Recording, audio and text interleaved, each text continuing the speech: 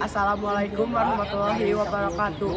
Nepangkeun Nabi Abdi Denis Ramadan ti kelas 17 absen 7. Abdi bade ngadongeng sasakala Majalengka. Dina abad ka-13 di wewengkon Majalengka ayeuna aya 3 kerajaan. Cakraningrat ngaheuyeuk kerajaan-kerajaan Raja Galuh. Pucuk Umung di Talaga jeung Nyi Rambut Kasih Ratu Sindang Kasih.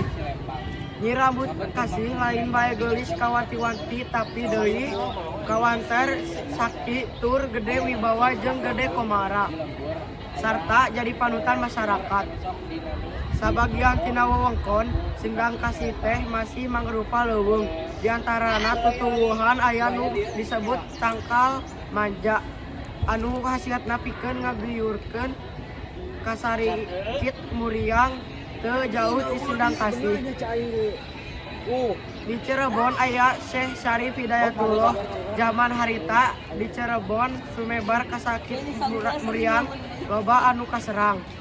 Syarif Hidayatullah ngutus Pangeran Muhammad jeung Siti Armilah pikeun neangan buah maja sakat urang Cirebon anu katerap penyakit Muriang calager deui.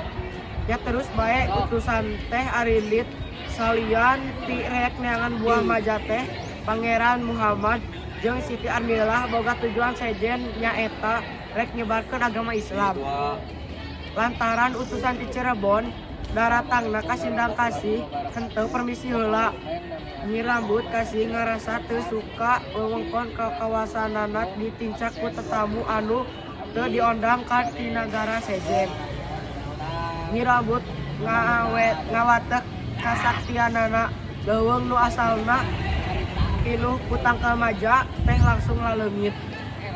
Eta utusan teh teu manggi anu diteanganana lantaran Tangkal Maja anu tadina loba teh jadi eueuh. Majane langka cek utusan dina Cirebon. Nu maksudna dina majana eueuh nya nelah bae jadi Majalengka terusna dirobah jadi Majalengka. Sanajan anu diteanganna teu kapanggih oge Pangeran Muhammad jeung Siti Armilah henteu terus mulang ka Cirebon. Cek angkehanana sugan wae dina hiji waktu mah bakal manggihan Tangkal Maja. Nu matak eta utusan teh teu eureun-eureun deangan Tangkal Maja teh bari sakalian nyebarkeun agama Islam. Sabada ngawurukan badan agama Islam ka balarea di sawatara tempat Pangeran Muhammad terus matu di Gunung Margatepa. Ari Siti Armilah itikaf saktekah pola pikeun nyislamkeun Nyi Rambut Kasih ngan keukeuh teu hasil.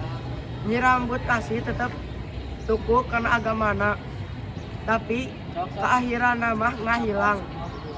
Sabada ditinggalkeun ku ratuna Karajaan Sindang Kasih teh dina kawasan Cirebon sarta saterusna Majalengka Pangeran Muhammad tilar dunya dimakamkeun di Margatepa.